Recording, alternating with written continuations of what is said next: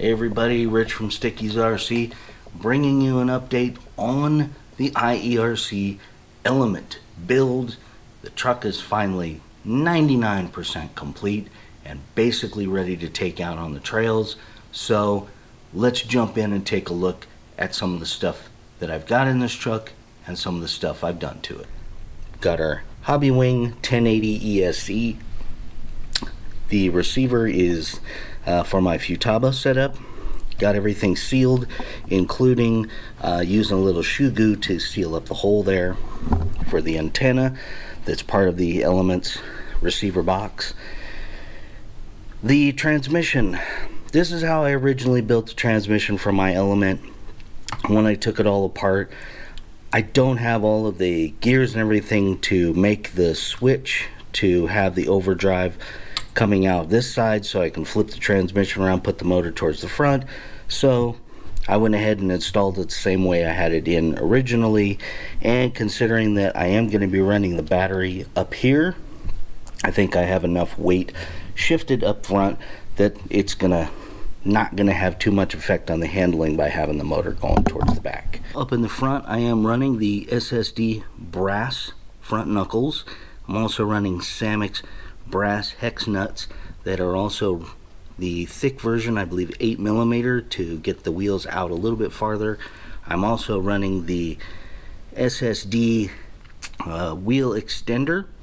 This is the 6mm with the brake rotor, and I'm running those all the way around. In the back, I am also running the SSD brass rear axle weight and the Samix brass hex nuts in the rear. I am still running the in the works aluminum high clearance links in the front and in the rear, and the standard Element links on the top.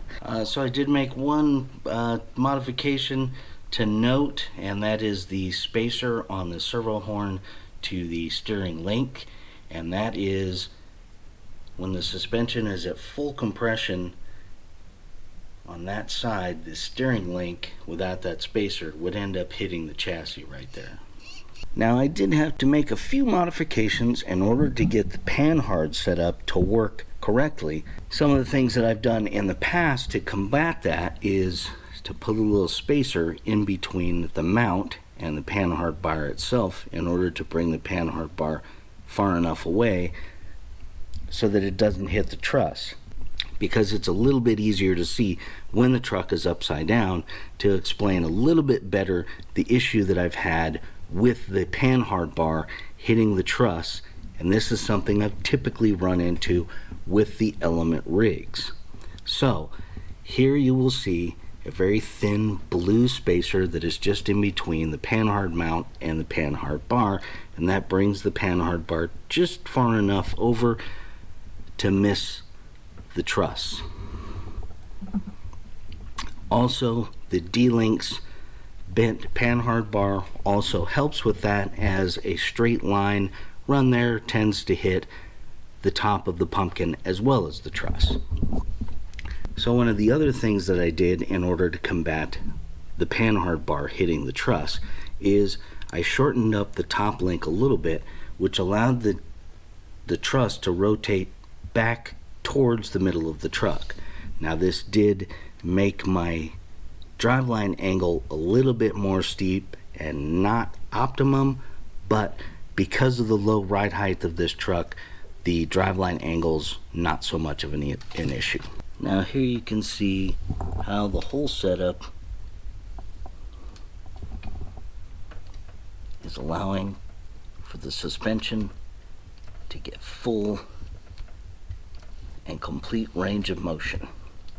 So as you can see, I did go with the Vanquish VS410 sliders and side plates. They bolted up perfectly to the IREC chassis.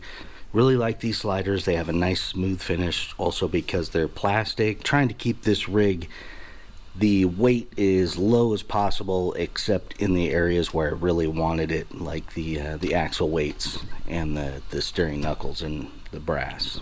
Running the Proline high racks in the G8 compound. These are actually the tires that I've had for the Element truck since I originally built it. Tires still look really good. The G8 compound is, even though it's not the Predator, it is still very, very soft, very, very grippy. And in these, I am running the Proline 2-stage foams. So I've got the battery position located next to the steering servo up here on the front with a single Velcro strap in. I got a little rubber bumper in there. Keeps it pretty well nice and tight. This gets that battery weight all the way up towards the front, which was really what I wanted, was to get that big old heavy battery pack up there. If I'm going on long trail runs, I typically like to run these bigger packs because I don't end up having to change batteries out on the trail when I'm running. So now I am ready to get this rig out and do some real trail and rock crawling testing. The idea is that either next weekend or the weekend after, I'm going to get in touch with my friend Larry. We're going to head out to a spot that he's been working on the trail, cleaning up. It looks amazing. It's called Johnson Ridge. Going to try and set up an outing to go meet him there and get this truck out and do some real trailing with it and see how it works. Thank you all for watching. Take care.